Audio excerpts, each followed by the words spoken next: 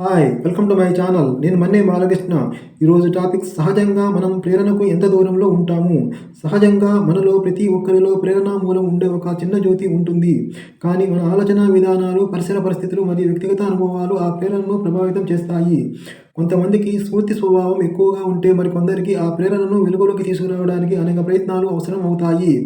మన ఆత్మవిశ్వాసం, ఆశయాలు మరియు లక్ష్యాలు మన ప్రేరణకు దగ్గరగా లేదా దూరంగా ఉంచే ముఖ్యమైన అంశాలు. మన జీవితంలో ఎదురయ్యే విజయాలు మరియు పరాజయాలు కూడా ప్రేరణ స్థాయిని నిర్దేశిస్తాయి. సాధారణంగా మనం ప్రేరణకు ఎంత దూరంలో ఉంటాము అనేది మన అభిరుచులు, మన స్థితి మరియు చుట్టూ ఉండే మానసిక వాతావరణంపై ఆధారపడి ఉంటుంది.